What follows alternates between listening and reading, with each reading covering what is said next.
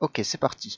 Alors, ce que je vais vous montrer là concerne le TP que vous êtes en train de faire en ce moment sur le Buscan en y intégrant les composants de la maquette. Donc je vous rappelle, ce TP, le but du jeu, originellement à l'UTBM, il y a une maquette en fait de véhicules où il y a des organes de véhicules qui sont des nœuds cannes. Donc il y a 5 organes. Donc il y a les commodos, le satellite qui est le volant, les feux avant, les feux arrière et la portière. D'accord. Vous avez sur Moodle une documentation qui regroupe les caractéristiques de ces organes. On va le reprendre dans un instant pour faire les tests. Et vous devez, chaque binôme, choisir un organe et communiquer en CAN avec cet organe. De plus, vous devez, avec un binôme partenaire, ou en émulant un binôme partenaire avec la carte ligne sur le PC à distance, communiquer avec un binôme partenaire en ligne et vous échanger des informations.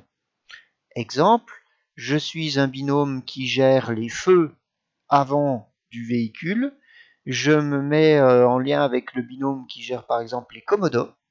Le binôme qui gère les commodos communique en CAN avec les commodos et m'envoie en ligne certaines commandes du commodo dont moi je récupère et je vais piloter les feux en fonction de cette commande. Ce que vous faites en fonction de quoi, etc., c'est totalement libre. D'accord? Donc ça, c'est le but du TP, qui est en fait la base du projet qu'on devait faire initialement.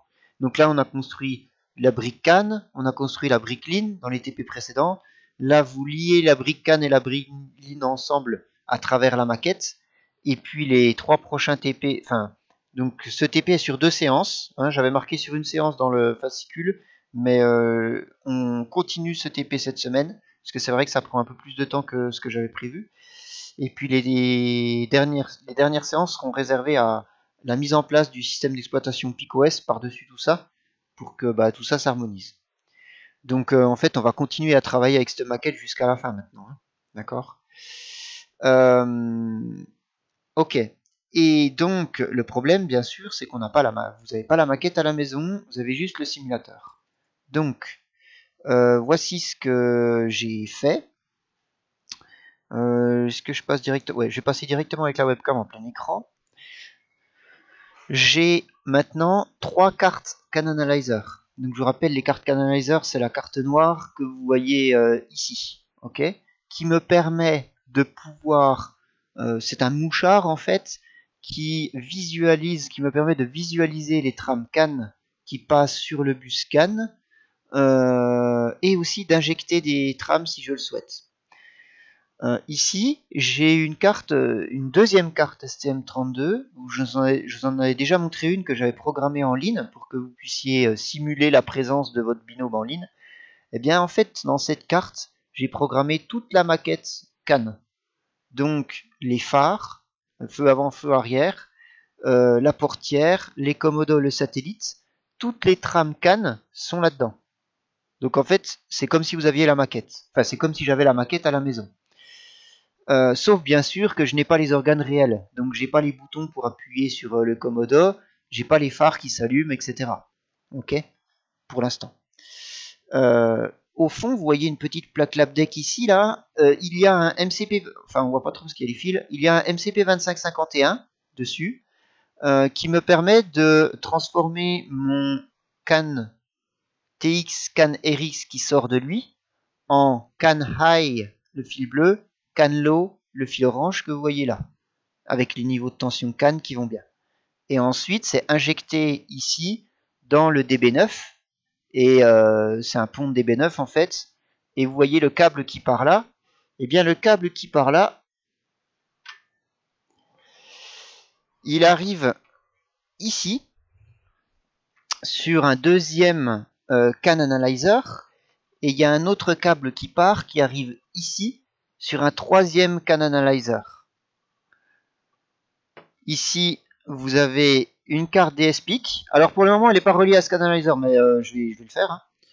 Et vous avez la carte DSPIC ici, qui est celle que vous connaissez, pour ceux qui ont travaillé avec le PC à distance, puisque c'est la carte, quand vous programmez le PC à distance, qui se connecte ici. Enfin, votre code est téléversé dans cette carte. Donc sur cette carte, je suis désolé, j'essaie de rapprocher la webcam au maximum, voilà. Sur cette carte, il y a le connecteur UART qui est en ligne avec la carte STM32 ligne, donc ce que vous avez fait pour aujourd'hui. Ce câble là que j'ai débranché pour l'instant parce qu'il y a quelqu'un qui a mis un code qui m'embête avec les tramcans, mais je vais le brancher après, hein. Je le branche là en CAN qui va sur ce module CAN là, et je vais mettre un câble entre celle-là et celle-là en CAN.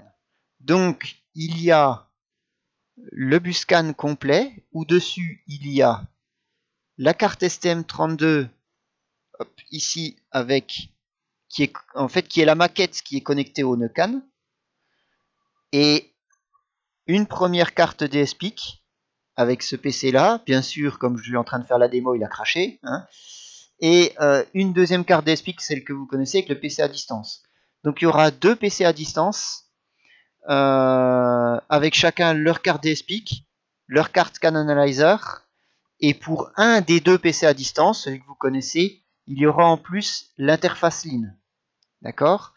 Si vous le désirez, les deux binômes, un peut se connecter à un PC, l'autre se connecte aux deux PC, et moi je débranche la carte STM32 et je branche le LIN entre les deux. Et on peut tester le fonctionnement complet. Ok, voilà. Donc vous voyez sur le PC à distance, j'ai allumé CAN Analyzer. Je vais également le faire sur mon PC à moi. Hop, je vais me remettre comme ça. Je vais mettre ici. Donc voici CAN Analyzer. Et la carte STM32 fonctionne exactement comme la vraie maquette. Donc quand j'allume la vraie maquette, donc quand je vais reset la carte, la maquette va envoyer en CAN toutes les trames de chacun des nœuds, c'est-à-dire la portière, les feux avant, les feux arrière, les commodos et le satellite. Et vous faites attention, hein, lisez bien l'énoncé, ces tramcans sont un petit peu particulières. Vous avez ici, vous avez l'identifiant, hein, donc on travaille sur des identifiants étendus. Et les données qui sont envoyées, ce n'est pas l'état des boutons ou des feux. Les données qui sont envoyées, ce sont pour vous dire si par exemple, donc ici, alors je suis désolé, c'est peut-être pas très clair chez vous. L'identifiant, c'est, je vais prendre un bloc-notes et je vais le réécrire dessus.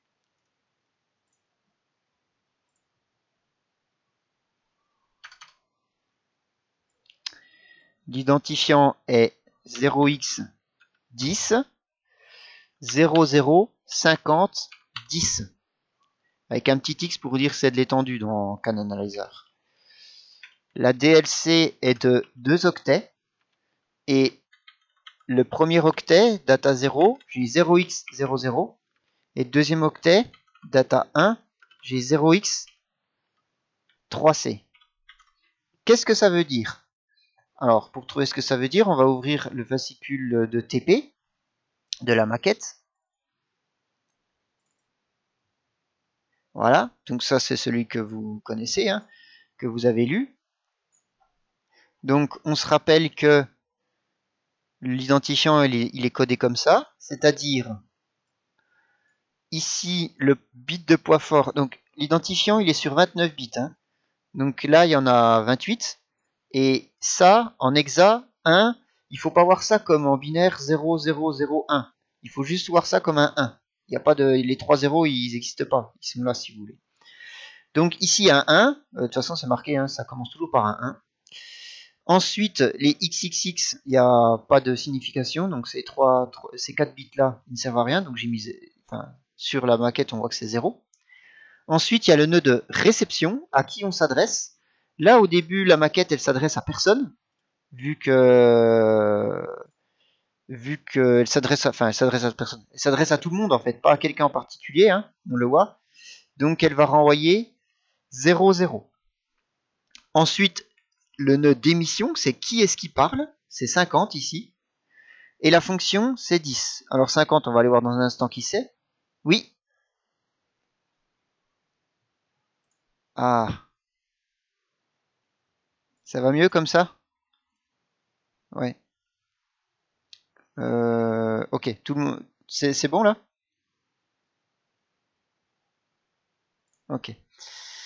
Je reprends là où j'en étais. Donc, 50, c'est le nœud d'émission. Donc, c'est celui qui a envoyé. On va aller voir dans un instant qui c'est. Et 10, c'est la fonction. Alors, la fonction, faites bien attention. C'est marqué ici. Donc, il y a deux types de données. Il y a les entrées analogiques, AN0, AN1, AN2, etc. Alors faites attention, c'est des entrées pour le nœud. Donc pour vous, c'est des sorties. Je m'explique. Quand c'est marqué entrée analogique, c'est que lui, il a un convertisseur ADC et qu'il va faire l'acquisition de la tension du capteur, du bouton ou quoi qu'il soit relié à cette entrée. Mais après, il vous envoie l'information en CAN. D'accord? Donc quand c'est entrée analogique, ça veut dire que c'est le nœud qui envoie à vous la donnée. Quand c'est sorti, c'est vous qui envoyez la donnée. Je prends un exemple. Une sortie, par exemple, c'est un phare. Le phare, vous pouvez l'allumer ou l'éteindre. Donc le nœud, la maquette, elle s'attend à recevoir un signal avec un 0 à 1 pour allumer ou éteindre le phare. Quand c'est des entrées, par exemple un bouton, c'est j'appuie sur le bouton de la maquette et la maquette, elle vous envoie l'information qu'on a appuyé ou pas sur le bouton. Ok. Donc là, nous, on avait dans notre identifiant 10, et 10, ça correspond au port A. Voilà. Ensuite, on a une donnée. La première donnée, c'est... Ben, on va aller voir. On va déjà aller voir qui est 50. Hop, ce sera plus facile pour vous expliquer. Donc 50, c'est le code esclave des Komodo. Donc c'est le Komodo qui m'a envoyé cette trame. Donc 10.00, c'est pour dire qu'on s'adresse à tout le monde. 50, c'est le Komodo qui envoie. Et là, le Komodo, il est en train d'envoyer la configuration de son port A. Donc le port A dans le Komodo, dans tous les esclaves, hein, les ports, ils sont composés de 8 bits. De A0 jusqu'à A7. Donc on va regarder.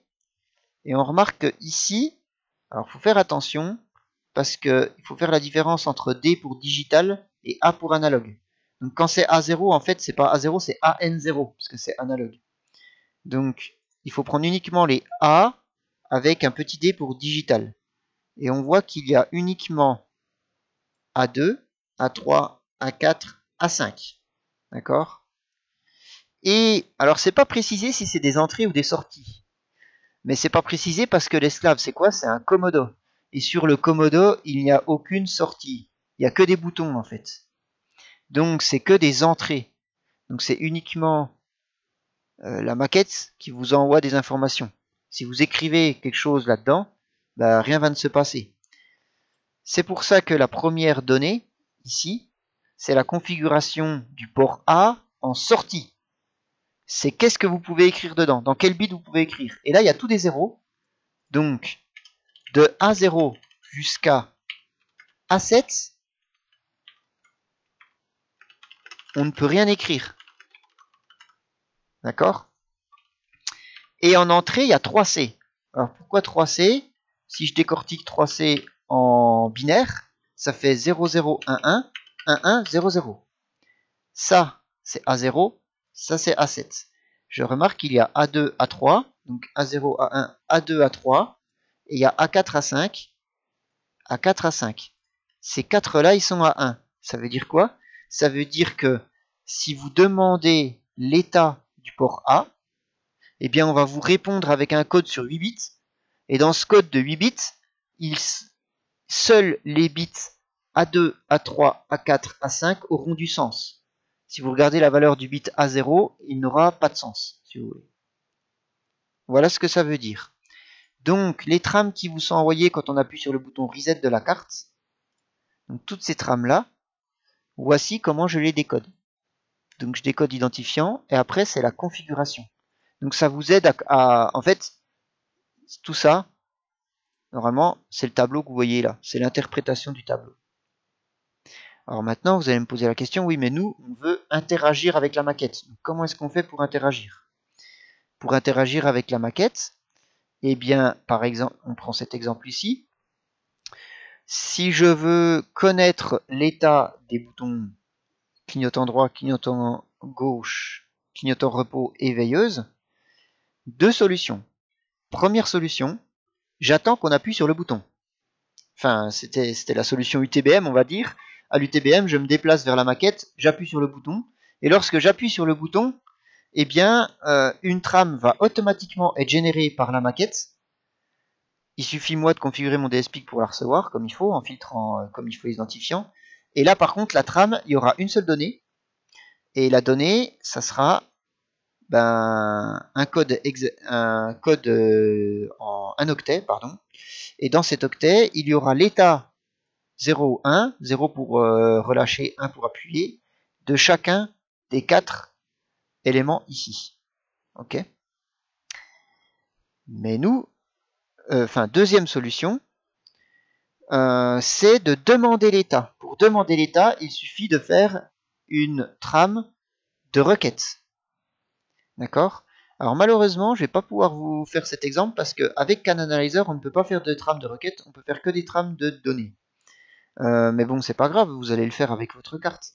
Si vous faites une trame de requête et vous mettez comme identifiant 0x10, 50, parce que je voudrais m'adresser à 50, d'accord? Alors ensuite, ici, vous pouvez mettre, je mets XX pour l'instant, on verra plus tard, 10 pour dire que je veux demander au nœud 50 l'état du port A. Donc si on fait ça avec un RTR égal à 1, donc c'est vous qui codez ça dans la maquette, et bien lui, il va vous répondre 0x 10, xx 50 10, RTR à 0, pour dire bien sûr c'est une trame de données, et il va envoyer une donnée, data 0, qui est égale à 0b 00 xx 00. Et les x, ça sera l'état, par exemple ce x là, ça sera l'état des veilleuses. Ce x là, ça sera l'état du clignotant gauche, 0 ou 1. D'accord? Alors attention, clignotant gauche, c'est le bouton clignotant du Komodo. Donc voilà comment ça marche. Alors ensuite, qu'est-ce que je mets à la place des x ici? Eh bien, en fait, comme vous avez plusieurs... alors originellement, l'UTBM, vous étiez tous connectés en même temps. Là, vous avez vu, il y a deux PC connectés en même temps. Il faut différencier quelle est la carte qui envoie l'information. Donc là, vous mettez un peu ce que vous voulez. Vous pouvez dire, par exemple, vous pouvez mettre votre numéro de groupe. Vous savez, quand vous allez sur Discord discuter entre vous là pendant le TP, il y a groupe 1 jusqu'à groupe 8. Vous pouvez mettre 01, 05, 08, etc. Comme ça. Et lui, il va vous répondre normalement, quand il va vous faire la réponse, il va vous mettre votre numéro de groupe dans la réponse. D'accord? Comme ça, après, si vous voulez, vous pouvez configurer votre filtre. Alors, le faites pas au début, vous le ferez après quand tout marchera bien. Vous pourrez configurer votre filtre pour ne recevoir que les trames de réponse qui concernent votre groupe. Voilà. Encore une fois, hein, c'est un peu détourné par rapport au CAN originel. Bien sûr, vous pouvez choisir de ne pas filtrer et vous verrez toutes les trames qui arrivent. Donc voilà comment ça marche. Un autre exemple. Alors là, j'ai fait l'exemple du Komodo, c'est des entrées. On va prendre la maquette et on va faire un exemple de feu, par exemple, parce que les feux, c'est une sortie. Donc les feux, c'est le code 0x51. Donc je vais aller voir 0x51.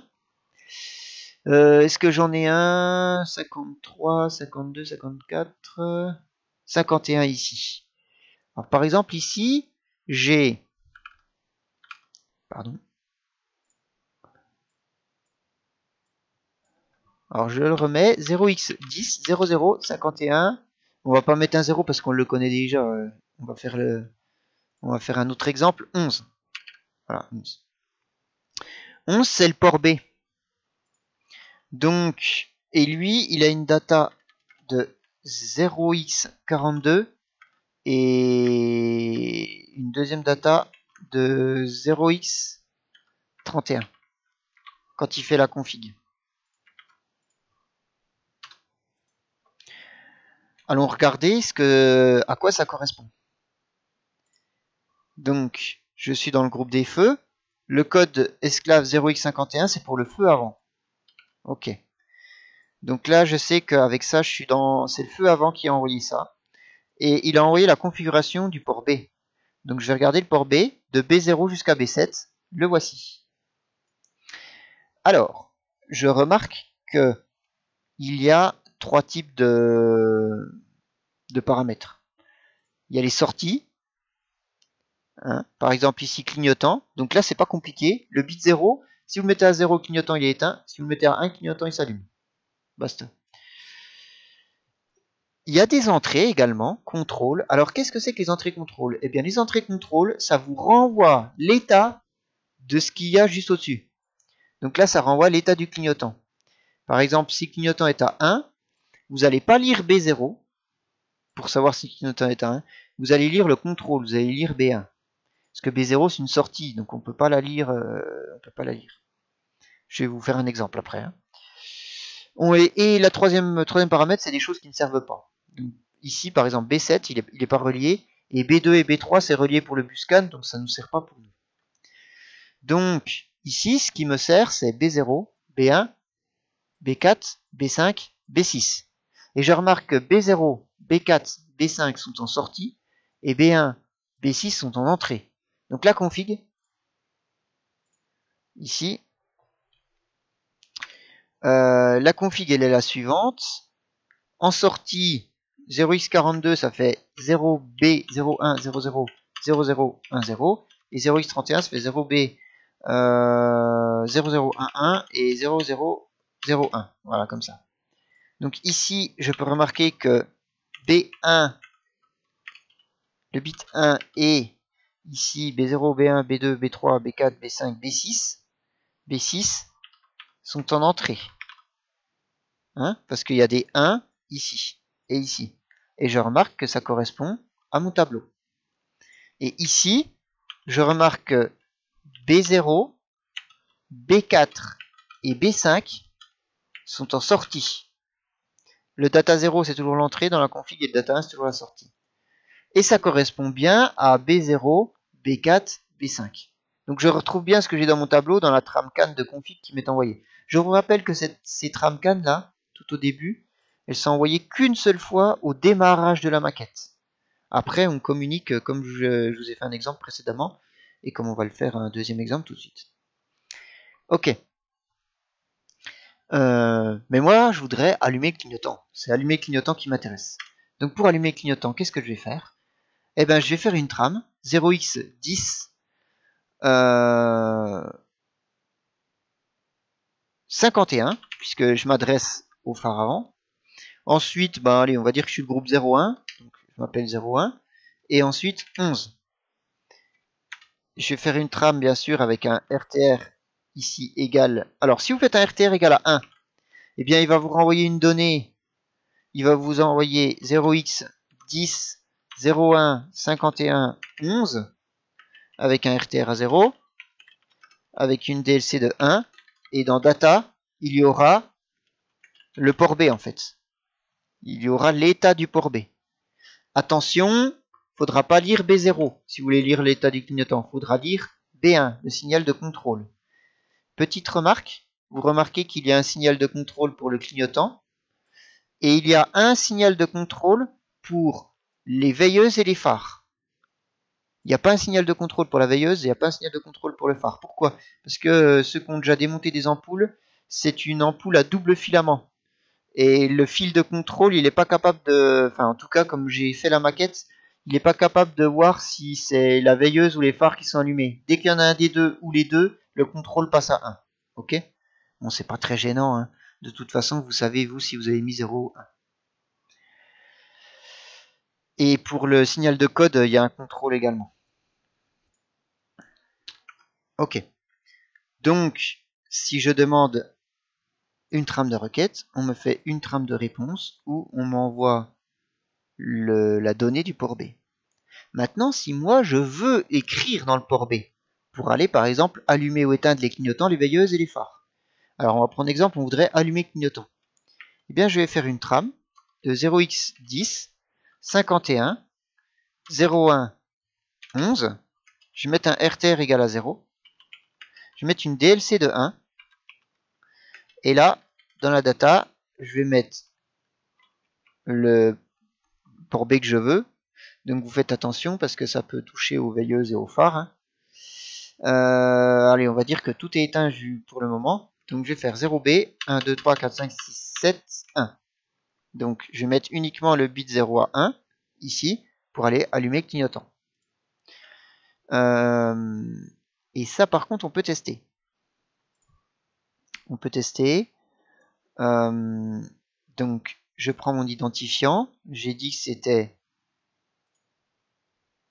10 51 01 11. Faut mettre un petit X à la fin parce que on est en trame étendue. Ma DLC, elle est de 1. Et dans data 0, je vais écrire 1. 0, 1. Je vais faire un clear parce que sinon on va en avoir plein. Voilà. J'envoie la trame. Elle est envoyée. Il a bien reçu la trame. Alors, je peux pas vous montrer là, mais il a mis le bit 0 à 1. Et si après vous envoyez une trame de requête, dans la trame de réponse, vous verrez que le bit 0 est à 1. Et bien passé à 1. Donc pour votre information, pour l'instant, hein, je vais continuer à travailler sur le code de cette maquette et à l'évoluer, mais pour l'instant ça suffit, ce que j'ai implémenté. Au démarrage, tous les sorties de tous les composants, donc pour les feux, les clignotants, tous les phares en fait. Pour le Komodo, il n'y a rien, mais pour le satellite, il y a des petits voyants là. Et pour la portière, il y a également des choses. Hein, il y a des vitres levées, etc. Tout est à 0. D'accord? Tout est à 0. Et également, pour l'instant, si vous demandez l'état des boutons, des commodos, de la platine, etc., on vous renverra toujours 0. Tout est à 0 également. Je suis en train de faire un petit programme pour faire une interface UART comme j'ai fait en ligne, pour que vous puissiez en UART voir l'état des clignotants, etc. Et si vous voulez changer leur état, pour après vérifier dans le tramcan. Mais j'ai pas encore fini de coder ça.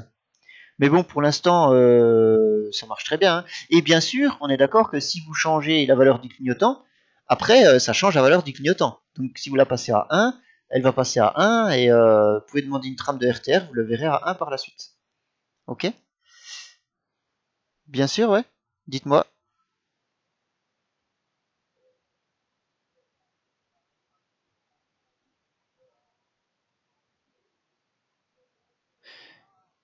Eh ben, on va faire l'exemple tout de suite. On va faire l'exemple tout de suite. On va dire que j'envoie une erreur. Alors ici, avec l'exemple que je venais de faire, donc on envoie sur le port B, donc le port B, il n'y a que 8 bits. Eh ben, on fait une trame d'erreur, et j'envoie une DLC de 2, au lieu d'envoyer de 1. Et la DLC, alors pourquoi c'est grisé? J'en sais rien. Hop, ok, c'est plus grisé. Dans la data 0, on envoie 1, et dans la data 2, on envoie FF. Voilà. Donc si j'envoie ça, ici, qu'est-ce que ça a marché? Est-ce que ça a marché? Ouais, ça a marché. On peut remarquer que donc j'ai envoyé cette fois-ci 10 51 01 11 et j'ai envoyé FF. Enfin, j'ai envoyé une DLC de 2, alors que lui il s'attend à avoir une DLC de 1. Et bien dans ce cas-là, il m'a répondu, vous avez vu RX, c'est lui qui m'a répondu, c'est la maquette. Et elle m'a répondu avec la même chose, sauf qu'elle a écrit FF. Et si je vais voir dans mon fascicule de TP, au début, on me dit bien que la fonction FF, c'est la fonction erreur.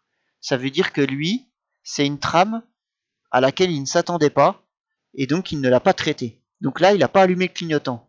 Il m'a renvoyé juste ça, avec une DLC vide, pour montrer que c'est une erreur. Donc si vous envoyez une mauvaise trame, ben normalement, rien ne va se passer, ou alors vous allez recevoir une trame, ou alors rien ne va se passer, et vous allez recevoir une trame comme ça avec une erreur. Pour l'instant, je n'ai pas fait de filtre sur les sur les identifiants encore. Donc vous pouvez envoyer des trames avec des identifiants complètement erronés, ça sera juste pas pris en compte. Si vous envoyez une trame avec le bon identifiant mais les mauvais caractères qu'il y a dedans, vous aurez un code d'erreur. Enfin, vous aurez une trame d'erreur comme ça. Et bien sûr, la trame que vous envoyez ne va pas influencer la maquette. Voilà comment sont gérées les erreurs aujourd'hui. Pour plus tard, je vais mettre en place un filtre pour que, par exemple, si vous envoyez, je sais pas moi, 7 FFFFFF, ça n'arrive même pas dans la carte STM32. Aujourd'hui, ça arrive dans la carte STM32, c'est juste qu'elle est jetée après, quoi. Donc c'est pas bien grave, hein. D'accord.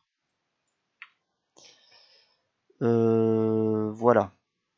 Je crois que j'ai à peu près tout dit et je vous ai fait les démos. Donc normalement, vous voyez, hein, avec ça, vous devriez être capable de pas mal débugger votre ATP.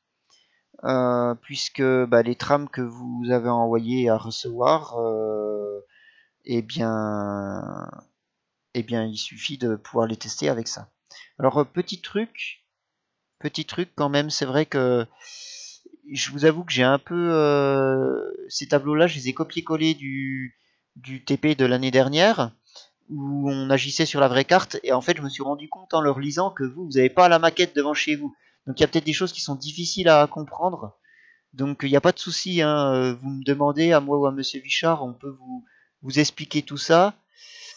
Et s'il y a besoin, je peux même aller faire des photos de la maquette pour vraiment que vous compreniez bien comment ça fonctionne. Un petit point sur les entrées analogiques. Les entrées analogiques, quand vous voyez ici par exemple 0, 1,3 volts, 2,5, 3,6, comme ceci, il suffit de faire la conversion numérique analogique. 0 volts, vous allez recevoir une trame avec que des zéros. Et 1,3, vous faites un produit en croix en fait. 0 volts, c'est que des zéros. Et 5 volts, c'est que des 1. Donc c'est 255. Donc pour savoir à quoi vous attendre, vous faites un produit en croix entre les deux. Sachant que pour le moment, j'ai pas implémenté ça dans la maquette encore. Parce que pour le moment, j'ai pas encore fait l'UART où c'est qu'on peut choisir sur quel bouton on appuie. Donc ça marche pas, mais si vous envoyez par exemple par contre une trame de requête pour connaître AN0, lui il va vous répondre. Il va juste vous répondre et il y aura toujours 0 dedans, c'est tout. Est-ce qu'il y a d'autres questions?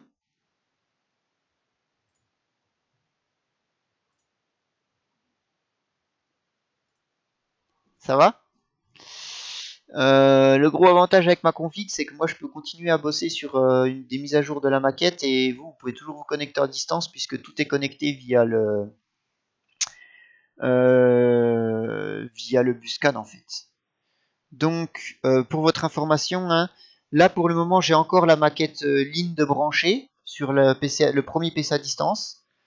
Mais vous pouvez faire, donc il y a la maquette ligne et la maquette CAN de brancher, hein, vous pouvez faire du ligne et du CAN, il n'y a pas de souci. Sur le deuxième PC, bah, dès que j'aurai dès que j'aurai compris pourquoi il bug, je vous envoie un petit mail avec ses identifiants mot de passe TeamViewer. Donc sur le deuxième PC, par contre, il y aura que le CAN. Oui,